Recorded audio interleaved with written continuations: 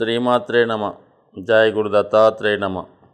ఈ వీడియోలో మనం ఫిబ్రవరి 16వ తారీఖు నుంచి 29వ తారీఖు మధ్యలో జరగబోయే పక్ష ఫలితాలు మిథున రాశి వారికి ఏ విధంగా ఉండబోతున్నాయి అన్న విషయాన్ని మనం ఈ వీడియోలో పరిశీలిద్దాం. మరి ఈ పక్షంలో ముఖ్యమైన మార్పు ఏంటంటే తృతీయాధిపతిగా ఉన్నటువంటి రవి భాగ్యస్థానంలోకి వెళ్ళడం జరిగింది. అక్కడ ఉన్నటువంటి శని భగవానుతో కలియడం జరిగింది.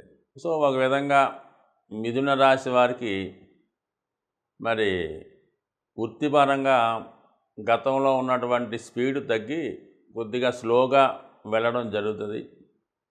అధికారుల నుంచి ఒత్తిడి ఏర్పడే అవకాశం ఉంది. సో ఓవర్ వర్క్ వల్ల ఓవర్ బర్డెన్ వల్ల సకాలంలో చేయలేకపోవడం వల్ల కొంత ఒత్తిడి ఎదుర్కొనే అవకాశం ఉంది. వ్యక్తిగతంగా జాతకుడు ఒక మాదిరి అసహనానికి గురయ్యే అవకాశం ఉంది. అంటే ఆరోగ్యపరంగా కొద్దిగా వీక్ అవ్వచ్చు, గతంలో ఉన్నటువంటి ఉత్సాహం తగ్గవచ్చు. సో ఇక ఆర్థిక విషయాల్లోకి వచ్చినప్పుడు మరి అష్టమ స్థానంలో ఉన్నటువంటి ఈ 3 గ్రహాలు, ముఖ్యంగా శుక్ర బుధ కుజగ్రహాలు వ్యక్తిగత సమస్యలు అనుకోకుండా ఏదో ఒక సమస్య జాతకుడికి ఇబ్బంది పెట్టే సూచనలు ఉంటాయి. అయితే ఎక్కువ పరిశోధన ధ్యానం పెరుగుతూ ఉంటుంది. ఏదో కొత్త విషయాలు కనుక్కోవాలనే తపన పెరుగుతూ ఉంటుంది. ప్రతిదాన్ని కూడా లాజిక్గా ఆలోచించి కన్క్లూజన్గా ఫైనల్గా ఒక నిర్ణయానికి రాలేకపోతుంటాడు అన్నమాట. అంటే మొత్తం మీద ఒక కన్ఫ్యూజ్ స్టేజ్ వస్తూ ఉంటుంది. దేంట్లో కూడా క్లారిటీ రాదు, ప్రతిదీ కూడా డౌట్గా నడుస్తూ ఉంటుంది. అయితే చతుర్థ భావ ఫలితాలు అంటే చతుర్థ భావ ఫలితాలు అంటే వాహన సంబంధించినవి, గృహానికి సంబంధించినవి, స్థిరాస్తికి సంబంధించిన విషయాల్లో జాతకుడికి అనుకూలంగా ఉండే అవకాశం ఉంటుంది.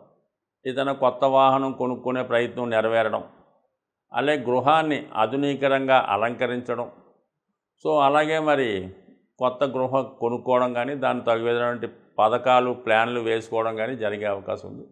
అలాగే విద్యార్థులైతే విద్యలో చాలా నైపుణ్యాన్ని ప్రదర్శిస్తుంటారు. కొంతమంది వేరే కొత్త స్కూల్లో కానీ కొత్త కాలేజీలో కానీ జాయిన్ అయ్యే ప్రయత్నాలు సఫలీకృతం అవుతూ ఉంటాయి.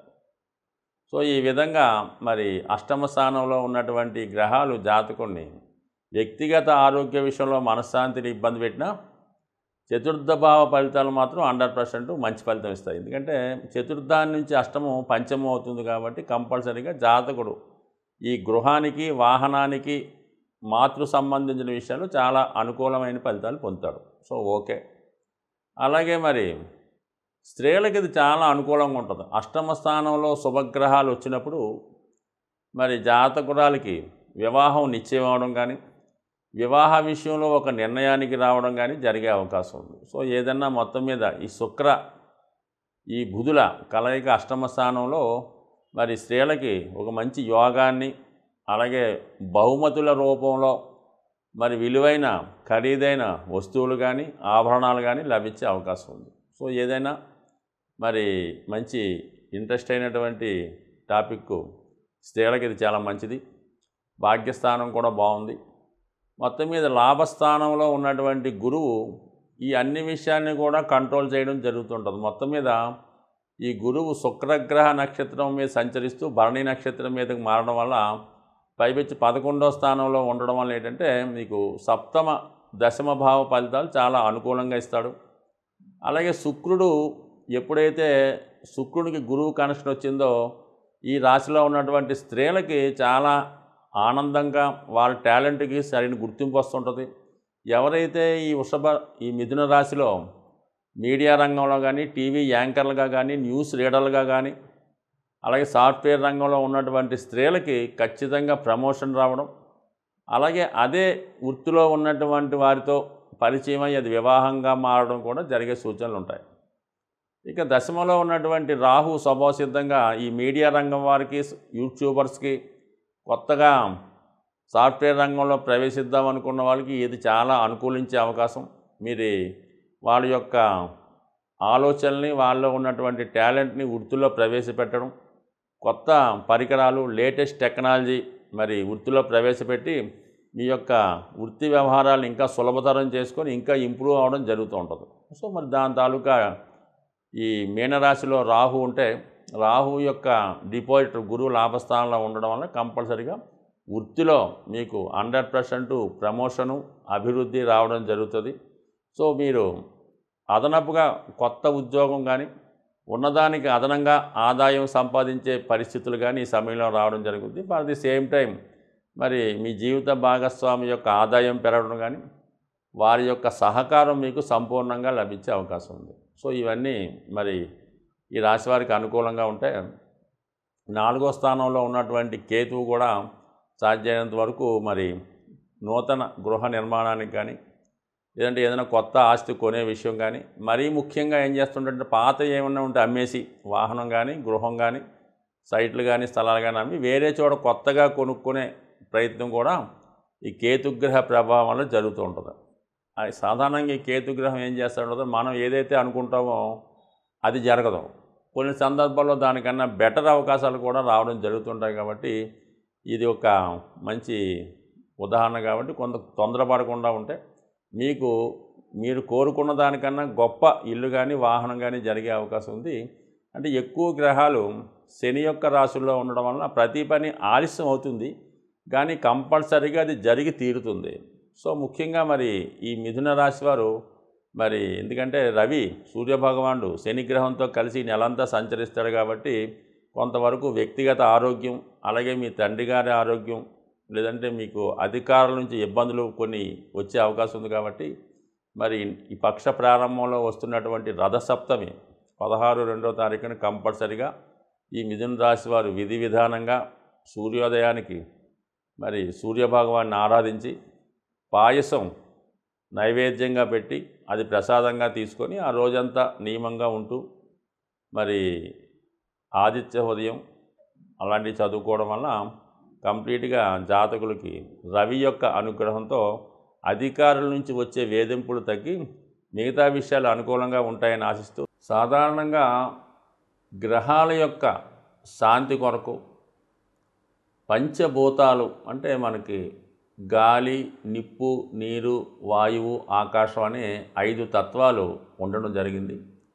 దీన్నే మనం ఈ పూజాధికారులు నిర్వహించేటప్పుడు పంచోపచార పూజ అని చేయడం జరుగుతూ ఉంటుంది. సో ఇందులో ముఖ్యంగా శని భగవానుడు యొక్క అనుగ్రహం కోసం మరి శని భగవానుడు వాయుతత్వ రాశి అవ్వటం వల్ల ధూపంతో పూజించడం వల్ల అంటే మీకు సాధారణంగా శివాలయాల్లో కానీ అమ్మవార్లకు కానీ ఈ సాంబ్రాణి ధూపం ఎక్కువగా వేస్తూ ఉంటారు. సో అది సింపుల్గా అగరబత్తీలు వెలిగించడం. చాలామంది ఏం చేస్తారంటే పూర్తిగా పూజ చేయని వాళ్ళు వారంకోసారి మామూలుగా చేస్తుంటూ ప్రతిరోజు కూడా ఉభయ సంధ్యల్లో ఈ అగరబత్తి వెలిగించి పూజ చేస్తూ ఉంటారు. ఇంకా ఓపిక ఉన్నవాళ్ళు సాంబ్రాణి పొగ అది గృహం అంతా వేస్తూ ఉంటారు. ఎక్కువగా అమ్మవార్లకి, శివునికి అలాగే ఈ సాంబ్రాణి పొగ వేయటం వల్ల కనీసం ప్రతిరోజు అగరబత్తి 2 పూట్ల భగవంతుని యొక్క ఆరాధించడం వల్ల మీకు కంపల్సరిగా ఈ నవగ్రహాల్లో శని భగవానుడి యొక్క అనుగ్రహం లభించడం జరుగుతూ ఉంటుంది.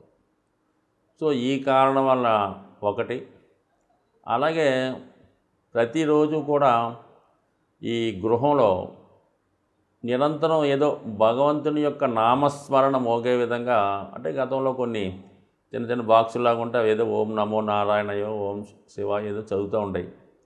సో అటువంటి కూడా గృహంలో ఉండడం వల్ల ఏంటంటే పాజిటివ్ ఎనర్జీ ఆ గృహంలో ఉండడం జరుగుతూ ఉంటుంది. కాబట్టి సాధ్యమైనంత వరకు శని భగవానుడి యొక్క అనుగ్రహం కావాలంటే ఆ గృహం చాలా పరిశుభ్రంగా ఉండాలి.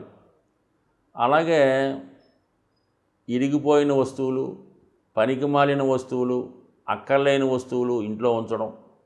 అలాగే కొంతమందికి ఏంటంటే 10 జతల చెప్పులు ఉంటాయి. ఏదో కొత్తవి కొంటుంటారు, పాత ఏం చేసుకుంటారో. ఈ చెప్పుల జతలు ఎక్కువ అవడం వల్ల ఈ కొంతకాలంకి ఆ నెగిటివ్ ఎనర్జీ వాటి మీద వచ్చే అవకాశం ఉంటుంది. కాబట్టి సాధ్యమైనంత వరకు ఈ చెప్పులన్నీ నిల్వ ఉంచకుండా ఎప్పటికప్పుడు దాన్ని అవసరం తీరిన తర్వాత బయటపడేయడం, ఏదో ఒకటి రెండు చెప్పులు పెట్టుకోవడం అన్నది ఒక కొత్తమైన పద్ధతి. అలాగే ఇంట్లో వాడే చీపురు గట్ట దాన్ని కూడా మరి ఒక చోట కొంతమంది నిలువుగా పెడుతుంటారు అనమాట. అంటే కుచ్చు పైకి వచ్చేలా పెడుతుంటారు అనమాట. జ్యేష్ఠాదేవి చేతిలో ఆయుధంలాగా. ఎట్టి పరిస్థితుల్లో కూడా కుచ్చు అరిగిపోతే ఇంకోటి కొనుక్కుంటాం, ఏం పోయింది. అందువల్ల ఎప్పుడు కూడా అది నిలువుగా కరెక్ట్గా పెట్టాలి తప్ప కుచ్చు పైకి వచ్చే విధంగా మాత్రం ఎట్టి పరిస్థితుల్లో కూడా పెట్టలేదు. ఇవన్నీ కూడా అలక్ష్మికి కారణాలు అన్నమాట. సో అలాగే ఏంటంటే ఈ భోజనం చేయడానికి కూడా ఒక పర్టికులర్ టైం పాటించాలి. ఏ టైంలో పడితే ఆ టైంలో తినడం, ఎక్కడ పడితే అక్కడ తినడం, ఈ టీవీలు చూస్తూ ఈ మంచాల మీద కుర్చీల్లో సేరబడి ఈ విధంగా భోజనం చేయడం, ఏదో ప్లేట్లో భోజన పదార్థాలు ఉడించుకొని తినడం, ఇవన్నీ కూడా ఐశ్వర్యప్రదం కాదు. ఇవన్నీ కూడా శనిని ఆహ్వానించే ఇండికేషన్స్ అన్నమాట. ఈ అనాచార పనులన్నీ కూడా శనిని ఆహ్వానిస్తుంటాయి. అలాగే శుభ్రమైనగా ఉండడం, శుభ్రంగా భోజనం చేయడం, అలాగే ఆహార పదార్థాలు కూడా జాగ్రత్తగా వినియోగించడం, ఇవన్నీ కూడా లక్ష్మీదేవి అనుగ్రహానికి పాత్రలు అవుతూ ఉంటాయి. కాబట్టి సో ఏదైనా శని భగవానుడి యొక్క అనుగ్రహం కావాలనుకున్న వాళ్ళు ప్రతి పని కూడా పద్ధతి ప్రకారం నియమానుసారం చేసుకోవడం వల్ల వాళ్ళు కంపల్సరీగా శని భగవానుడు టాప్ రేంజ్లోకి తీసుకెళ్లే అవకాశం ఉంటుంది. స్వస్తి.